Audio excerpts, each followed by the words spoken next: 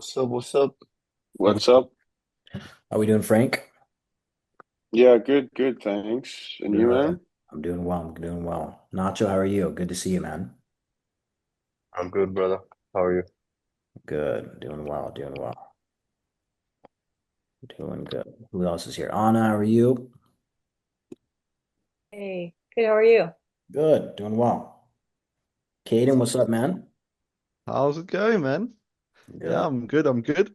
Yes. 100%. Locked in. Nice. Tom, what's up, brother? Yeah, doing good. Cool, cool, cool, cool. Lucas, how are you? Doing good. Nice, nice, nice, nice. Got a few more guys jumping in here. Just let them all in.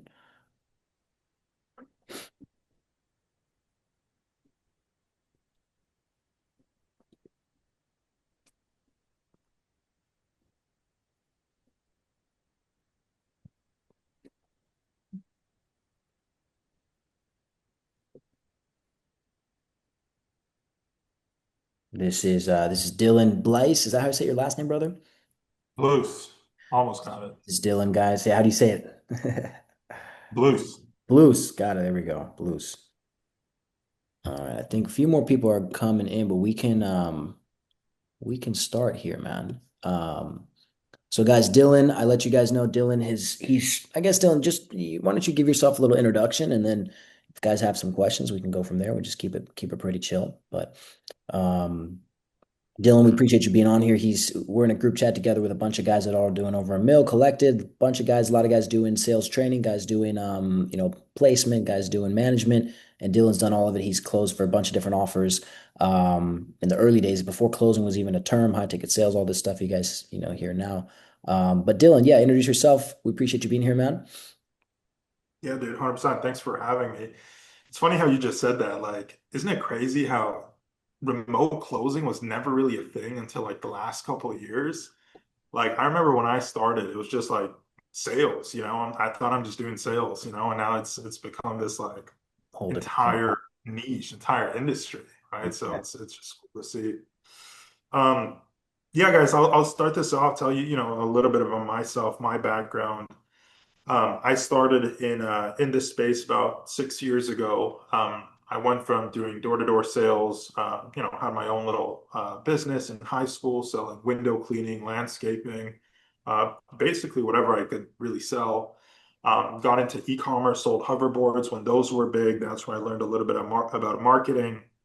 But really running an e-commerce business was really not for me. It was boring. I didn't speak to anybody else there, just printing these packing slips, throwing them up on cardboard boxes. It wasn't for me. And so I got into the space. I reached out to this one person at the time. His Instagram handle was Ecom Max. And I saw he was running a course on how to make money with drop shipping. What year was that, man? Um, What year was that, Dylan? that was, man, that's what, 2019, I think, 2020 maybe. Okay. Um, yeah, about 5, 6 years ago. I And how hit this many guy how many up. off how many info offers were there out there on social media back then? There weren't that many. There weren't as many as there are right now, that's for sure.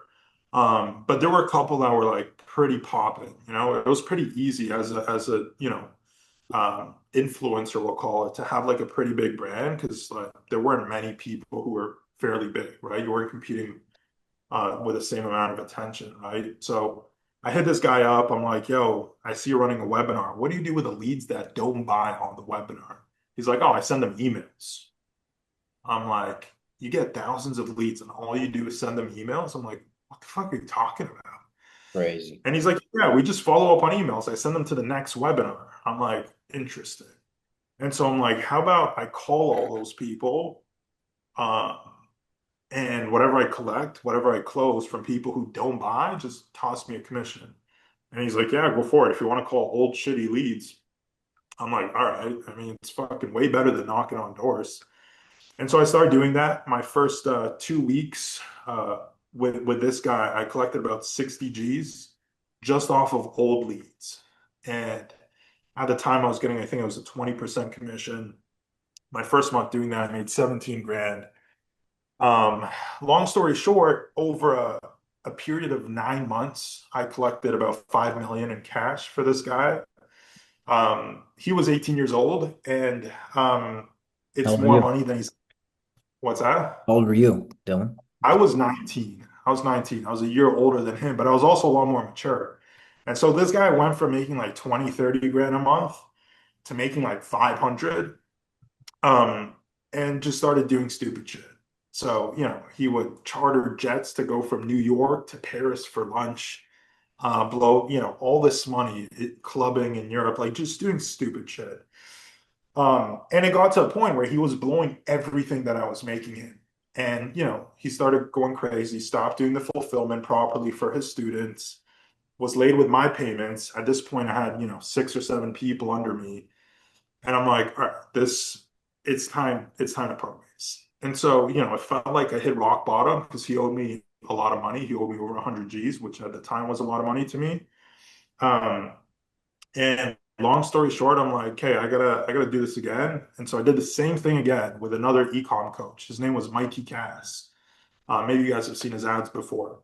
It didn't end the same way as this guy. It ended a little bit differently in more or less positive, good terms. And then I partnered up with Justin Wool, ran his ecom offer. I ran Rene Lacad's offer, built a sales team for him. Did that for a few other people, and then I landed Tai Lopez as a client, which, as you guys probably know, Tai Lopez is like the biggest name in the online coaching industry. Who And here knows who so, Tai Lopez is? Real quick, Dylan. Who here knows who Tai Lopez is? Fingers up if you know who Tai is. okay, good. It's giving Kaden, a you don't little know who bit. Tai is. The name rings a bell, but I can't put a face to it. I'm not gonna lie. If I see him, I'll know it. Like Caden's a guaranteed. little younger. I think yeah, but Caden's a little younger. Maybe that's why. Yeah, but he's also been Yeah, away for a couple of years. I think he was like on his farms and yeah, stuff for a couple of years now, so it makes sense. yeah. He was gone for a little bit after that. And so anyway, I, was selling for all these people, built these teams, and all of a sudden, I look back, 2, 3 years in, and I got a team of about 60 people, selling for some of the biggest offers in the world, doing, several $1 million a month in cash collected. At this point, I really stopped closing because I had to train my team, I had to manage them, I had to, step into this management role, not really by choice, because sales management is not sometimes not as sexy as people think it is. There's a lot of people who will do a lot better just producing as a closer at the highest level. Um, and so, I don't want to get sidetracked here, but, I'll tell you this, that everybody who gets into the remote closing space, like everybody has this goal of like 20 grand or 30 grand a month. And then they start hitting 15K and they start hitting 20K and they start doing well. And it's like, we always want more, right? Because we as salespeople, we're driven by money, we're driven by results and success. And so I've seen a lot of people go through this like process where they want more, and they're like, oh, well, I want to be a manager, I want to do this, I want to growth operate. I'll tell you this, guys. And I'm not saying this to brag, but I've been at 17K a month and 20 and 30 and 40 and 50 and 100 and 200 and more than 200. Um, and like genuinely speaking, the best time, and the best lifestyle I had when I was making like 30, 40 grand a month without managing people, without the additional headache, without the additional responsibility. And a lot of people I feel like lose sight over that. Right. And so, long story short, I did that, built a bunch of sales teams, built an agency. A lot of my reps are in office here. Started doing sales training a little bit by myself with, some of my sales managers, and then put a pause on that because I'm just too busy. And in the last year or so, what we pivoted to is what we know best, which is scaling offers, not only on the sales side, but on the marketing side too. And so what we do now is we partner up with online coaches and consultants who are generally at about 100K a month. We'll come in, we'll either invest in their business and take equity in it, or we'll earn it through sweat equity, and we will scale them up from 100K a month to 500,000 a month, $1 million a month, you name it, by running all their marketing, all their sales, all their operations, where all they do is the fulfillment, right? And so, I've done it all. I've been, closing. I've done outbound dials back when I was selling for Max, the first guy. there's no such thing as booked calendar meetings. I was just calling people who registered, opted into a webinar, but did not buy.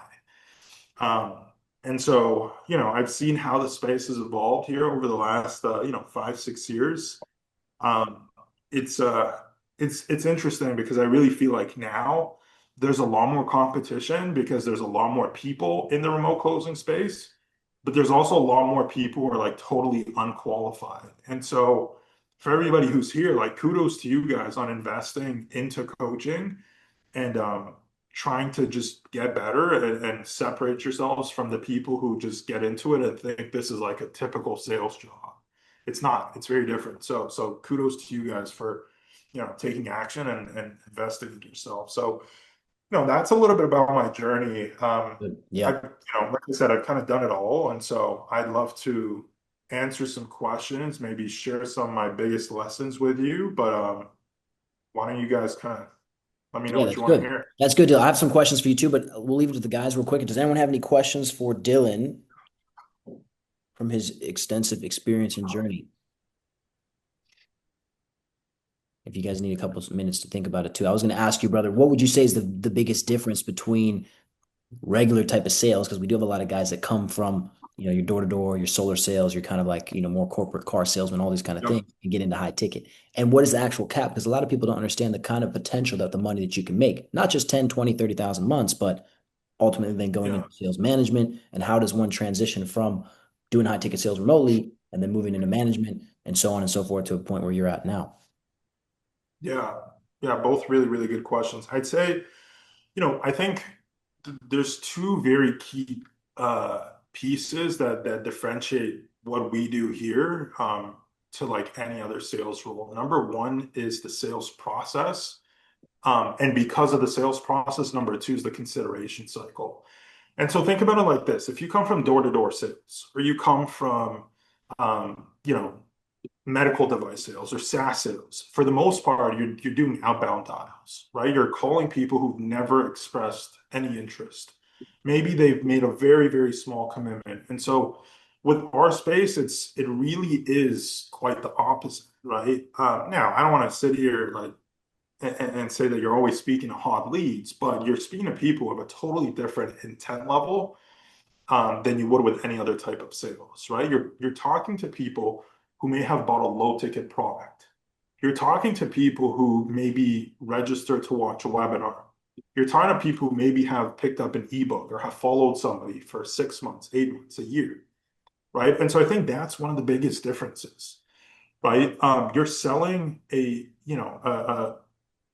solution to somebody's problem where they have literally expressed a high level of intent, which is why you're on the phone with them to begin with. I always say this, like, when was the last time you guys actually saw somebody's ad, took the time to click on it, took the time to actually attend and watch a free training?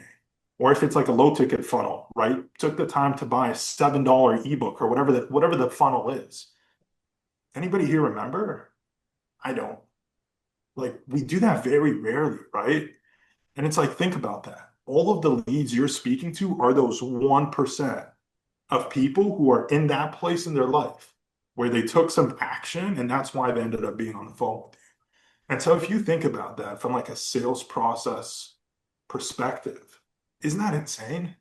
Like imagine if you're in door-to-door sales selling, solar, and instead of you having to knock on every door, you knew, okay, as you're walking down the street, you somehow telepathically knew which leads had maybe searched up solar solutions in the past.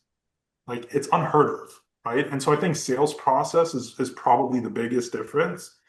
And then the other piece to it is the personal brand, right? Like who here, whatever kind of sales you may have been in the past, have you ever sold something where you're selling on behalf of a personal brand? No, you're always selling for companies, right? And so if you think about that again, it's like, I mean, guys, this is fundamental sales, right? People don't buy products. People buy from people. People buy from people they know, like, and trust. I always say this. They either they're like you, or they want to be like you. Mm, That's fire. like a big part of the sale, right? And so when in any other type of sales role, are you actually selling a person rather than a product? Almost never. Right. And so I think that's, another key difference that makes the space so incredible. Yeah. Dylan, So yeah, you want to what's touch on one that? what's one thing that Ty taught you about? Because he's big on this, like obviously personal branding and influence. What's something that he's taught you about that really stuck with you as far as the personal brand and making, a business choice a personal choice? Because at the end of the day, any decision, right? Any logical decision is based on emotion and really it is a personal problem. What would you say about that? Yeah. Yeah, it's a good question. I mean, Ty has a very, very interesting selling philosophy. And, when I started working with him, it was like, it was very interesting. I come in there, I'm 20 or 21 years old at the time. Dude, I'm crushing it. I'm making, 6 figures a month. I feel like I'm on top of the world. I know my shit works. I know we're good. I come in, we start selling for Ty, and he's like, your script sucks. What do you mean my script sucks? And like I'm going through the process, an introduction, agenda, setting the frame, discovery, all this stuff. And he's like, dude, what the fuck are you doing? And I was so confused and I was like completely shook. And his whole philosophy is like, dude, everybody overcomplicates sales, and it's really all about understanding people's personality types. And so, although I think there's some merit to that, I don't think you could, be completely without a framework or philosophy in sales, but that's Ty's whole thing, right? Lean into the fact that people buy from people and understand, people's personality types. And that's, I think, the biggest thing he taught me. And, when I started working with him, he changed our whole script. He's like, dude, the first thing you got to ask them is, what are they looking for? I'm like, that's crazy. We'll I'm say like, I that. totally disagree with that, but I'm like, okay. And Yeah. so we tried it. It was different, but I learned a lot. I definitely did learn a lot from time. That's cool, man. I've been on a couple calls actually with Ty and just like in some team training and stuff, and he's always been big on the personality test. I remember we were doing a training on like hiring, and it was very specific. He always runs people through doing those personality tests. I thought that was very Yeah. interesting. Yeah. Does anyone else have any questions for Dylan? This is your chance, guys. Yeah, I've got one. I've got one. Yeah. When so obviously, I mean, as salespeople, and I'm sure at the beginning you were very motivated by the money. When Yeah. when did it switch to you, say, instead of being motivated by the money, to be motivated to help people? And how did your income change because of that mental switch? I think that's a really good question. And I'd be lying to you, dude, if I told you that I'm not money motivated anymore.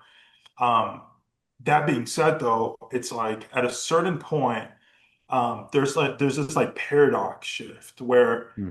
the moment that you stop selling because you need the money and you stop selling out of desperation and you can completely detach yourself from the outcome, you will perform a lot better, right? And so it's like, when was that for me? I don't remember exactly. I mean, I would say maybe a year and a half to 2 years into this, I made, a good amount of money. I stacked up a lot of cash. I bought two of my dream cars. I bought a BMW M5 and I bought an Audi R8. I was going out for dinners fucking 3 times a week. I bought an AP. I bought a Rolex. I could help and take care of my family. And it's like at that point, money wasn't really, a concern anymore. I think that was around the point I was making, 30, 40 grand a month. Um, all that to say though, I can't say that right now I'm not money motivated, right? Hmm. Like I still am. I still have, I have a big team and I have big goals. I think the reason behind the money changes, right? So at the time, it was like, I got to make money so that I could do these things. I could buy this shit. I could help out X, Y, and Z. For me now, it's more like, I just want to see how far I could take this shit. I want to see how far it's almost like a challenge to myself of like, how much can I build? Right. So Hmm. again, like the money is still, a goal, of course, but it's a goal for different reasons and it's important for different reasons. Right. And so I Hmm. think the biggest lesson on this kind of, topic that I could share with you is that, and I know it's very hard to do, but if you could totally disconnect from the outcome and from the commission and about the, outcome of like, do I close this guy? Do I make my commission? The more you could like totally detach yourself from that and just be totally present with your prospect Mm. and be equally invested in their growth and their goal and their pain points, whatever it is, as they are, if not more, the more successful and the more money you're going to make. Yeah, that makes sense. I mean, that's very much where my thinking is now. I mean, I can see the money's there, but I can also see helping people is more, in my mind, quite rewarding. Yeah. So I very much understand that. Thank you. Caden was making money. He was in an industry though that he didn't really, didn't align with, right? So he switched over to Yeah. doing high ticket now where he can help people. So that's good. What would you I say? think that's important. Yeah, Dylan, what would you say is like for you, like obviously shifting from being a top closer, right? Being a top closer Yeah. for these big offers. What was one of the hardest like internal shifts you had to do going from that to actually becoming a leader of closers and doing more sales management, now running, a team of 100 plus people? Yeah. I mean, wow, there's a lot to it.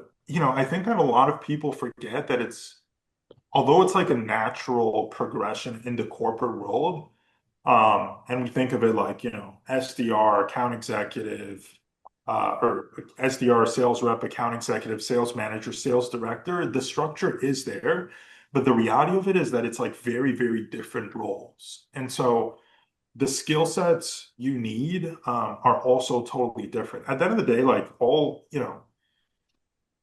I hate to oversimplify it, but all that growth comes down to is like your level of personal development and your level of skill acquisition, right? The more you spend and time, time, money, whatever the case is, the more invested you are in your personal development, the more your results you're going to see in sales, right? Your level of success, one of my mentors taught me this. His name's Eric Spofford. He's also one of my clients that we sell for. He, exited his business for 150 million. One of the biggest lessons that he taught me, which really stuck over the last few years, is that your level of success will never outgrow your level of personal development. And so if you look at, this kind of growth as like your increase in success, just equate that to your growth in personal development, right? So what do you need to know going from, a top closer to a sales manager? Well, you need new skills, right? You need to understand people. You need to know how to read people, how to work with people, right? You need to understand hiring and firing. You need to understand KPIs. You need to understand training. You need to understand performance evaluation, right? You need to understand interviewing, right? There's all these nuances in between each of these things. And so it's like it's a totally, totally different skill set than closing at the highest level, right? And so, for some people, it is a great opportunity. Can you make more as a sales manager? Yeah, you can. I would say so. But at the same time, I'll also tell you that for many people, sales management is not the next step, right? For many people, just continuing to produce at the highest level, you'll make more money than you would as a sales manager. And also, it's better suited for some people just because it's two different personality types, right? And I think a lot of people forget that. It is. What would you say separates, like, obviously, let's say someone's doing, 30,000 a month. Okay, one of your top closers. He's kind of plateauing. His skill set is solid. He's good at objection handling. He's good at, he's taking the call volume, all that, but something internal's off and he just hasn't been able to push past that. How do you really like coach that identity kind of belief shift at that level without, just sounding kind of like, I guess, cliche or just, mindset, obviously, like what is some specific tangible stuff that guys can do when they get kind of stuck? Um, what for me, and again, it's different for everybody. But for me, one of the biggest things that took me from like being stuck at like 25, 30K a month to breaking through that and being at like, 50, 60 plus, is just fundamentally shifting the way I operate from being a salesperson to thinking of myself as the business owner, right? And a lot of people will hear that and they'll misunderstand it, and there's like ego behind that, but it's really not about ego. It's about just having extreme ownership of your results, extreme ownership of your success, extreme ownership of your conversations, extreme ownership of stuff that may not even fully be within your scope, right? Like maybe there's certain things that happen in the sales process that aren't totally optimal that you as a salesperson see, right? For me, at one point, I was selling for this one e-com offer. I was stuck at 30, 40. I'm like, I keep getting the same fucking objection every single time. And like, I've handled this objection a million times. I know I'm good, but I also know that if I take ownership of my results and my success here, and maybe I take the time to optimize and learn about what I could do to fix the sales process before they get on the call, this objection won't even come up to begin with. And so I started learning a little bit about marketing. I started learning a little bit about copywriting and funnels and all this sort of stuff. And I looked at, our book a call confirmation page, right? Like, what do they see after they book a call? What's in the thank you page, the confirmation page? And I'm like, huh, all there is a thank you video and a reminder to check your email for the calendar invite. I'm like, okay, well, if I keep getting these objections over and over and over and over again, it means that we're not doing a good job somewhere within the sales process to shift the belief system of our prospects to buy, to raise their belief about the business model that we're selling, or to raise their level of certainty about the coach who I'm selling for.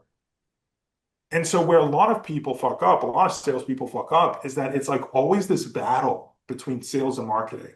Sales is always, these leads suck. That's why we didn't close these leads. These leads suck. They're unqualified. And then marketing's always like, well, these fucking guys suck. They're closing at 10% or 15%. And so what shifted for me at that point, which is how I took this, e-com, guys, that person I was selling for had 30 something thousand followers on Instagram. It wasn't a massive personal brand. But what took me from like 400K a month with this offer to $1 million a month was really, really taking ownership of my success and thinking more like a business owner and taking the time to invest into the sales process stuff, which I could have very well said, oh, that's not my job. That's marketing. Yeah. Right. But I did. Right. I just went That's all. fucking above and beyond and owned it. End to end. Yeah. Right. That's good, man. That's solid. That's solid. Do you guys have any other questions for Dill?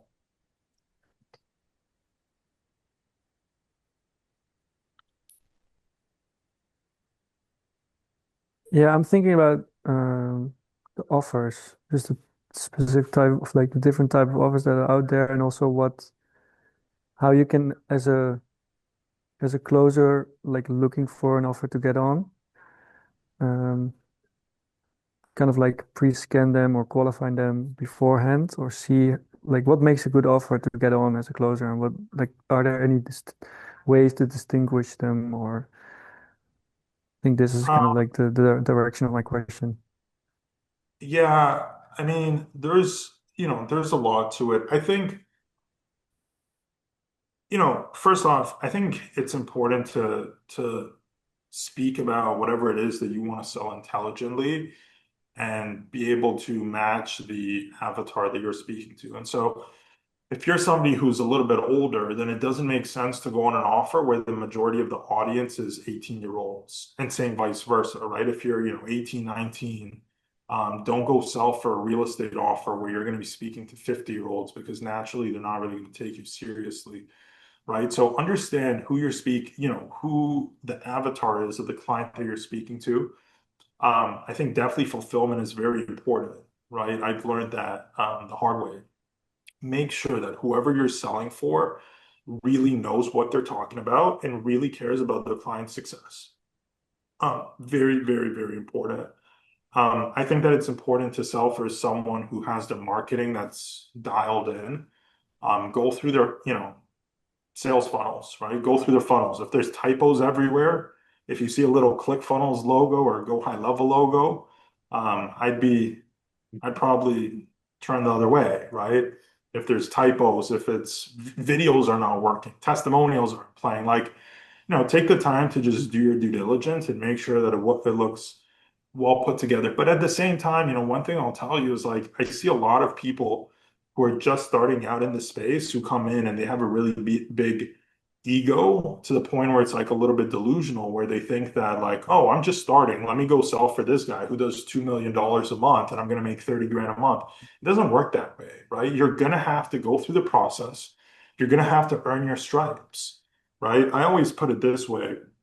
If you're a C-level rep, which I guarantee you are, even if you're amazing, if you're just starting in this space, you're a C-level rep.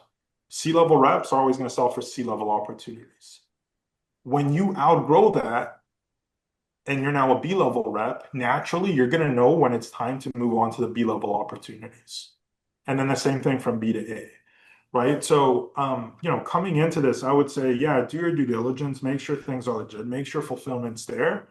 But also, it's important to have the humility to understand that if you're just starting out and you're new to this space, you can't have any crazy expectations, right? And so I would say just keep that in mind and be ready to kind of earn your stripes. That's good. Yeah, thanks. If you were to start over, Dylan, let's say you're 19 right now. Yeah. Okay, what would you maybe do differently from the process of what you've learned going up the ranks? Or maybe what advice would you give to your 19-year-old self?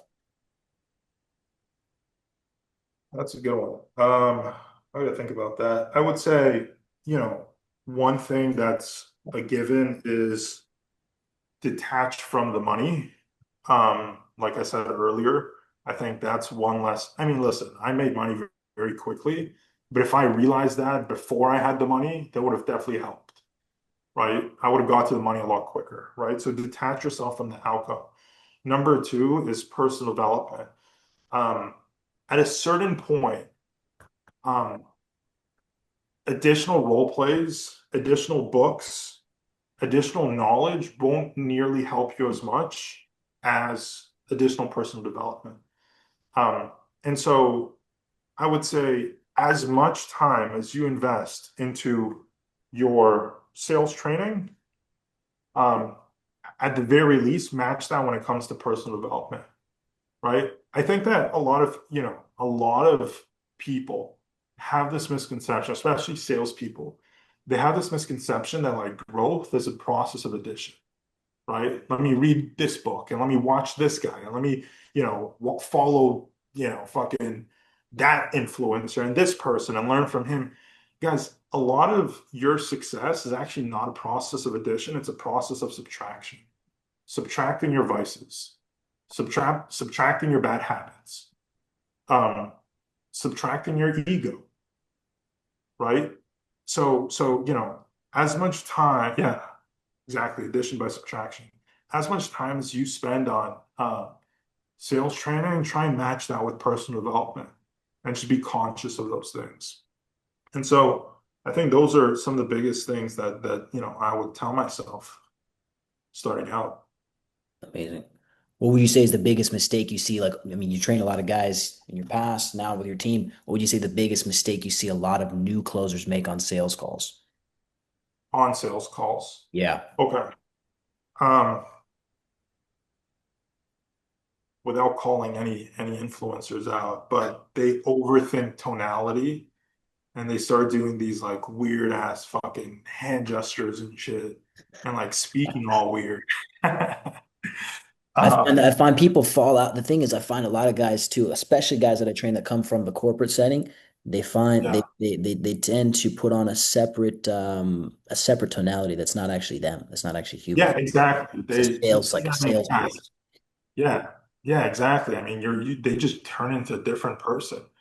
And it's like, I just heard you like speaking with somebody else. I'm like, why do you like sound all weird all of a sudden? And it's like people could sense that, right? So I think on the sales calls, biggest mistakes is trying to like fabricate these like weird tonality things and all this other shit. And I think another one that I see far too often is overthinking objection handling. Not to say that objection handling is not important, but if you really build good rapport and you really get deep and you really get personal with somebody, oftentimes they're not even going to give you those same objections because they feel comfortable and they trust you to the point where they don't have to give you all these smoke screens, Mm. right? And so I would say focus more on rapport than objection handling and this like fabricated tonality bullshit.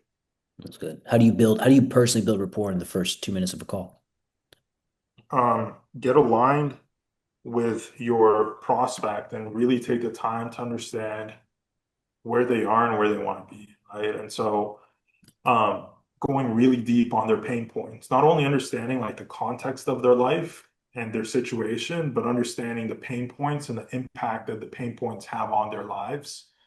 And then in understanding their vision, understand their goal, but not only why they want to make 10 grand a month or why they want to lose weight, but how that will actually change things in their life, right? So just really getting deep on those things, right? Go deep rather than going wide.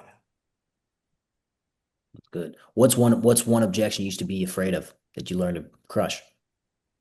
One objection I used to be afraid of. Dude, I was making so much money at such a young age that I can't say I was afraid of any, but Was most there one specific objection that was like harder than the rest? I mean, um you said you had that one offer you had that kept coming up. What was that? yeah, so that one that kept coming up was like, how do I know, or like, let me go through the course first, right? Research. Because we were selling a low ticket course for $9.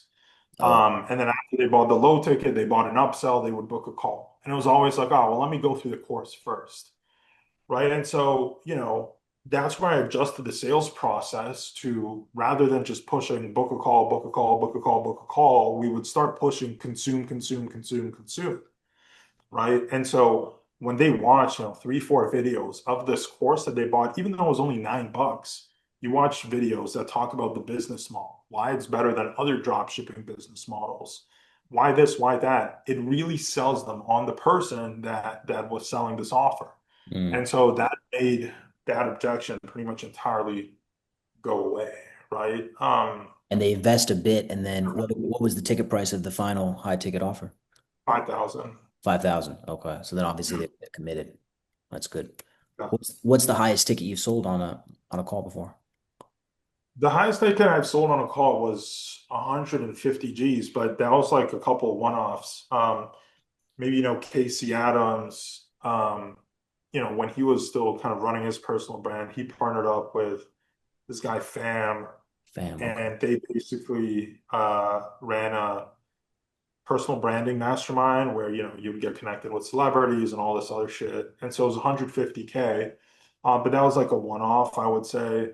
What I've sold pretty consistently that's high ticket was 25 and 50s. If it was a real estate investing offer, it was done with you. Yeah. Yeah. What would you say when someone says like there's a common objection some of the guys get, but let's say they say, if you're so confident in your program, why don't you let me in first and then I can pay you with the money I make from the end? Yeah, I mean, totally. I'd be more than happy to. Let me ask you a question. If you are on our side and you valued having the right results, right? Having good results, not just a bunch of them, right? We want to see people winning.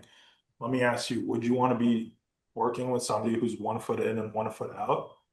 Right? Like I want to have skin in the game, right? It's like you expect us to commit to your success before you ever commit to yours. If you're already in that place of mind, this is not for you. Don't do this.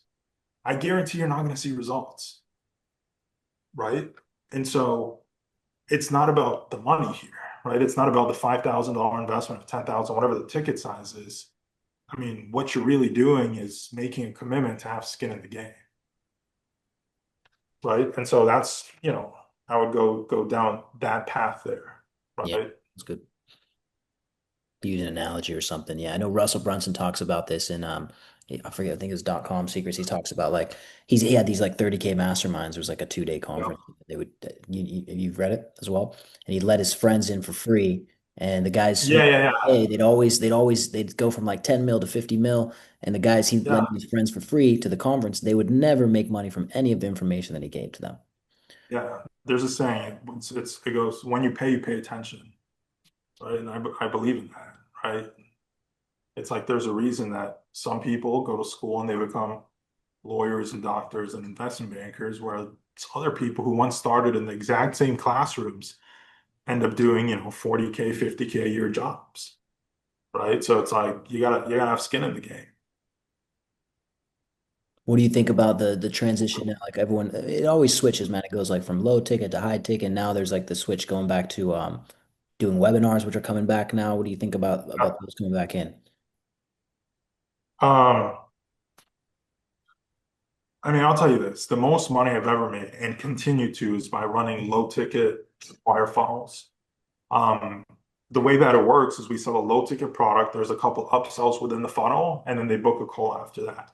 Why I like those the most is because I could spend as much money as I want, pretty much, um, and we'll break even on the ad spend, right? And we're essentially getting calls for free. But even more importantly than that, is that it's a very good nurturing mechanism to change people's beliefs through the product, right? And so, I have one offer right now. We spend about 10K a day on ads.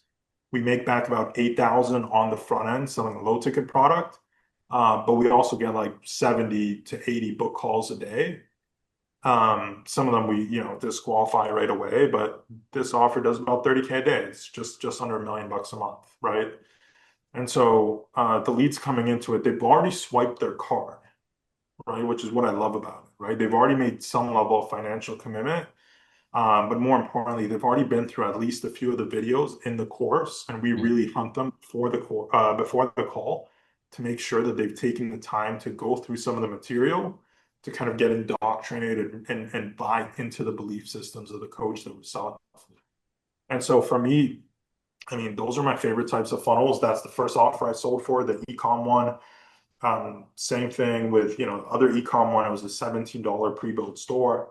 Then with Tai Lopez, I did the same thing, just a little bit of a higher price. It was a $97 front end. We were doing a couple million a month. And that being said, though, it's like I think that every funnel type works. You just have to understand that there's different intent levels, right? So somebody's going like a free training, they have a very different intent level than somebody who's just um, swiping who's swiping their card and buying a low ticket product, It's a right? different, And it's a different so mindset, I guess. Yeah, understanding that. it's a different type of mindset. Someone who wants like free Yeah, shit, someone who's willing to invest a little bit. yeah, exactly. You can do a different For caliber. sure. Um, Yeah. it's very interesting. Well, any questions, last questions for any of you guys, and we'll let Dylan go here. But any last questions for any of you guys? Yeah, I Do you put have a in question? the chat. Oh, you dropped Like, it yeah, how would you define personal development? So is that because we were talking about also addition by subtraction? I wouldn't think it was like reading a lot of books like Tai Lopez would say, but is it then journaling or like doing reflections every day or what is it getting a coach? What are we talking about? I think there's a lot to it. I don't think it's one or the other. I mean, I think books are good. Books are always good. I Hmm. think it's just a lot of self-reflection and self-analysis, right? And I think that if you really take a moment and think about your life, you know what you should be doing, but you're not doing, right? And then there's also shit that you probably shouldn't be doing that you are doing, right? Whether it's, eating unhealthy bullshit, right? Whether it's going out to bars every week, right? Whether it's not going to the gym as often as you should, whether it's, something else. I think that a lot of the answers that we are often searching for are actually right in front of us, but we convince ourselves of otherwise because it's not easy, right? And so, I could sit here and tell you like do all these things, but I think there's nothing that's going to be more valuable than you taking a look at your life from a bird's eye view and think about like what is it that you're doing that you shouldn't be, and vice versa, right? You're muted. I'm muted.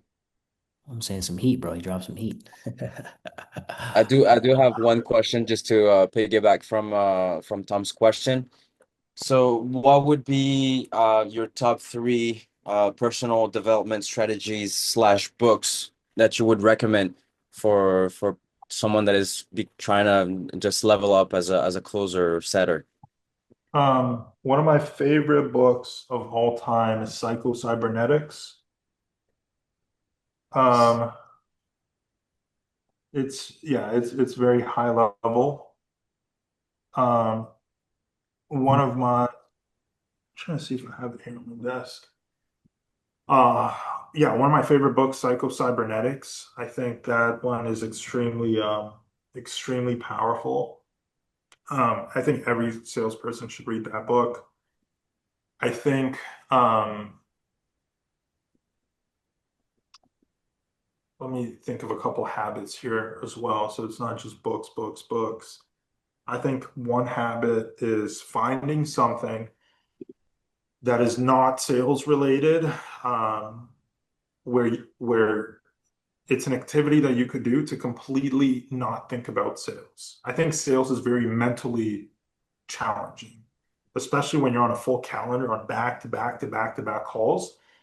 Because if you're really doing it right, you're totally invested with the prospect you're speaking with, and you're away from your own mindset, right? And so I think that finding something for you that you could do that, yeah, exactly, that gets you in a flow state and that lets you not think about sales. For me, it was basketball. I played basketball growing up.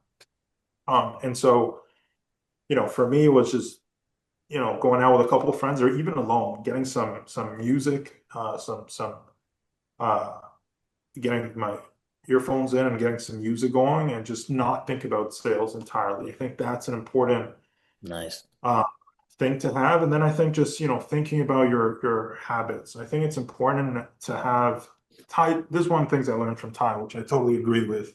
There's four kind of pillars to life, right? Health, wealth, love, and happiness. We're all here for the wealth. Think about what you could do in your lives that speak to the other things, your health, your love, and your happiness.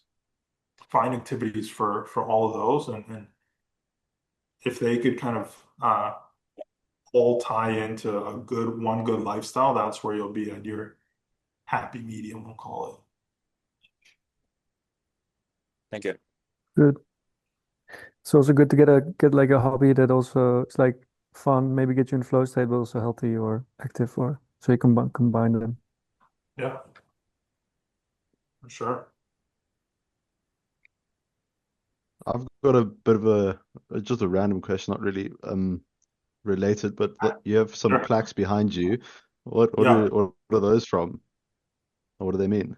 So this one here is the ClickFunnels one. It's the Two Comma Club. Nice. Um, I'm owed so many of these. I'm responsible so much for so many of these clients selling for all these other people that I never got, but I got one when I started selling my own sales training program. I got this book to go with it, The Inner Circle Invitation, which is just an upsell from Russell Brunson when I made Hmm. $1 million with our funnel. And then that's just a jersey with the name of my holding company, which owns equity in all these coaching businesses that we are a part of. Oh, sweet. That's nice. Yeah. Incredible. Cool. Mm. All right. Yeah, it's pretty inspirational, I have to say. Yeah, Yeah, Dylan. 100%. Appreciate you Happy coming to. on, brother. You gave a lot of value, a lot of heat for everyone, so really appreciate it. I got one last question for you, bro, before you jump here. What would you say, brother, is one thing 10 years from now, brother, that you look back at your version now, what you're doing? Obviously, you look and always level up, and you said you kind of gamify and you're just seeing how far you can push it, which is amazing. Yeah. We're very competitive as salespeople. I'm the same way. Where Yeah. do you see yourself 10 years from now? Who are you, like, what kind of legacy are you trying to leave? Who are you trying to become? And what's one thing that would make you proud then that you're doing now? I think it all, that's a great question. I think there's one answer that kind of answers all those things. I've done really well and I've made a lot of money. And so I think for me, one of the most important things that I'm trying to build now, aside from, a shit ton of money and legacy for family and kids and all that sort of shit, one of the biggest things that drives me now is how do I build what I've done so far and into something so massive where it allows my team, my core team, to reach their own goals within what I'm building here, right? And I think Mhm. that's one of the things that drives me right now. I know how to make $1 million and more. Now it's like I look at my team, my guys who've been with me for 4 or 5 years. I know that they have big goals. And so it's like, how do I build what we're building right now, which is my company is now called Publish Experts. How do I build this into something so big where all of my people who've been with me since day one can achieve all of their dreams within what we're building? And so I think that's kind of what drives me now. And, looking back in 10 years, I want to be at a place where I've empowered my guys to make, $1 million a year, whatever their goals are, and just build something that's of substantial value where um, we build impactful info and coaching products with people who are just experts at what they do. So that's a big dream, dude. It's amazing, man. I always say impact. I told my guys impact over income. For me, I get the most 100%. I love that one. I get my most fulfillment from seeing these guys crush it. That's where I've obviously it's fun making the money as well and having those experiences. But I mean, it seems like you're the same when you see your guys crush it as well. It's very Yeah. rewarding. So, Oh, totally. For yeah. sure. But Dylan, thank you so much, bro. Really appreciate you hopping on, taking the time to chat to Yep. us today. And yeah, man, all the best. We'll see you later. Yep. See you All right. guys. Thanks, Dylan. Thank you very much. Thank you very, very much. Good luck. Crush it. Thank you. Take care. Peace. Peace out. Cool, cool, cool. Any other questions from you guys? For me, for the week? Did you guys get some value from that? Was that good? Call, thumbs up if you guys got some value. Yeah, for sure. Gold. Cool, cool, cool. Anyone taking notes? Yeah. Okay, good. Some notes. Good to watch back this recording later. Any questions for me from this week, from calls, from anything that you guys were doing, mock calls? I know, Kate, you've been ripping them. I've seen that in the channels. Any specific questions? I got like 5 minutes here. I can answer some questions from you guys. Are you guys all good? You didn't have any questions for Dylan, so I don't know. I actually do have one for you. I've just been doing my own personal research and just experimenting really, and found something that rang quite true for me, which is people never want to give away their authority, and allowing prospects to have the option to say no at any time is a big like hurdle to cross for them. So at the beginning of a call, when you're just introducing yourself, or I'm not really sure where to plug it in, to say the least, but just saying like, listen, you can say no at any time, or allowing them to say no and knowing that that's okay. Like it's a yes or no answer and it's always fine. How would you go about that to, I don't know, sort of break the ice? I guess I'm trying to figure out. You're I'm saying I'm, a I'm still lot. wrapping my mind around. So what I'm understanding is you're asking like, where would you give them the ability to basically say no at the end of the call, or get a yes or no at the end of the call? Is that what you're asking? Um, yeah, more trying to find a framework that I'm not leading it in a way that I am taking their power away. Just in my mind, that would bring their walls down more. I'm not sure if I'm framing my question correctly, because I'm still trying to understand it myself, to be honest. Yeah, I'm trying to understand. Isn't this about Ask But- isn't this about like actually having the frame, but giving the prospect the idea that they hold the frame, that they're kind of like in control of the conversation, but Got that they're actually not. Got you. So that you, Yeah, Yeah, yeah, yeah. yeah. I'd say so. Yeah, yeah. like a leading frame, basically, is what you're saying. Yeah, I mean, at the beginning of a call, if I'm like hopping on a call with you, say like, listen now, I'm here to see where you're at, see if we can help you out, and if we can onboard you at the end of the call, and if it's a no, then that's also fine. Basically, just giving them the option that no is also all right to say. They don't have to just be agreeing, and that also gives them the power, to stand I would on never their own give them two that feet. option. I would never tell them that You no is wouldn't. the potential option. No, that's that. You always want to assume the close. You want to assume the close. But the way that you can Okay. do this is going to be very specific on the type of person that you speak to, which is what Dylan was saying, what Ty talks about. Knowing the personality of who you're speaking to is very important. So if they're type A, right? Type A people, or let's say they get on with a business partner, and they like to kind of take control of the call. Those are the kind of people that you're going to want to have a leading frame with. Right. So it doesn't mean you're going to have such a strict like structure. This is exactly how the call is going to go. I'm going to ask a couple questions. You're going to do this, this, and this, because those people don't like to necessarily follow directions, right? They want to feel like they're in control. They want to feel like they're qualifying you, right? So Okay. at the beginning of the call, you want to have like a chill frame. So what I do is I say, I set the frame in a very strict way while also having a relaxed tonality and saying that it's just going to be a chill call. When in reality, I'm setting the structure. So I'd be like this. I'd be like, Caden, nice to meet you, man. My name is Jacoby. I'm Jacoby's business partner. Today on this call is pretty simple, man. I just want to ask you a couple questions, kind of see where you are, see where you're going, see if what we do can even help you.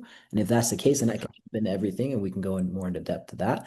But to start out, man, when you booked this call, what was it exactly that motivated you to jump on today, just to see how I can help? Okay. So I Okay, said cool. simple, but Yeah, you I can mean, chill call, simple call, something like that, right? okay, cool. Yeah, I was kind of just trying to debunk the options. I guess. So that does answer my question. Sure. What do you mean debunk the options?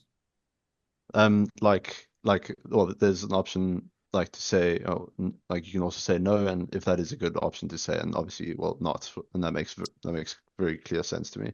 What you can say That, is you can say as well, Caden, I take a lot of these calls. I speak to a lot of people. This is pre-framing urgency, right? Because urgency is an objection that you can sometimes get.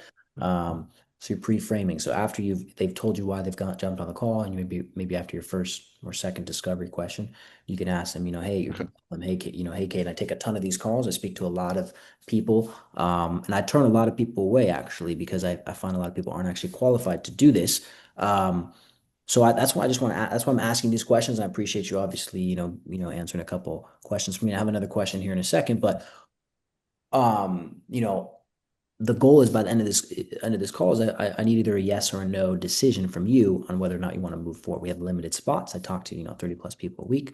So obviously, at the end of the call, you can just kind of let me know what you want to do. We can make a decision. Does that sound fair?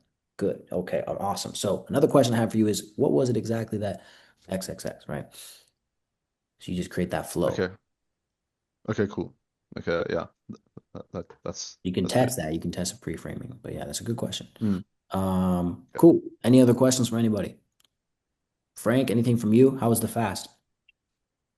Yeah, it was good, bro. It was easier than the last one I did. And I think it was because there was some purpose behind it, I suppose. Um, I'd normally done it like my family have done fasts, and so we did it just more for doing it. And I wasn't aware so much of the firstly the health benefits, but then I guess with this fast I had much more purpose in terms of like this is now I'm starting something new. I'm really getting stuck into it, and I'm doing this as a way to kind of initiate me into um, this new chapter of my life, this new challenge. So it felt really good. It motivated me. It was obviously tough. My tummy was rumbling a little bit on the first day, but after that, it was great. I was clear headed and focused. So it was all good. Incredible. Good job, brother. Good job. Frank's newest member of the Closer Cohort. So guys, say what's up. Caden here, also from SA, and we got Andre down here from SA, and Nelisa up in Joburg, but those guys are from Cape Town. And Nelisa's up in Joburg. Andre's were you in Stellenbosch? Caden, you're in Somerset West. Frank's out in Hout Bay. So we got all that. So Yeah. cool. Gio, how are Yeah, you? and I'm really stoked to be here. The program it's awesome. It's everything I was hoping for. I've been working my way through the modules, almost done with those now. Um, and yeah, getting into the mock calls, which has been fantastic. It's really good practice. Fantastic. Cool, cool, cool. Awesome, Gio. How are you? I was gonna say hi real quick before you jump. What's up? Hi, how are you guys? You guys hear me? Yeah, we can hear you. Yeah. Yeah, guys. I gotta jump. I gotta go have another meeting after this. But it was great seeing all of you guys. Welcome to all the new faces. There's a lot of new faces in here. Wow. Gio's Hello, y'all. Gio's an OG. Yeah, that's good, bro. Yeah, I see some of the old faces. Hello, Anna. Hello, Lucas. How's it going? Cool, cool, cool. Awesome, guys. Well, sick. I get this call posted for you guys so you can watch it back. Nacho, good to see you too, brother. Thanks for hopping on today. Also, Nacho, one of the OGs. Anna, good to see you too. The rest of you guys. I'll see you guys in a couple days. Chat on Thursday. Peace out. Cheers, cheers. Thank you. Cheers.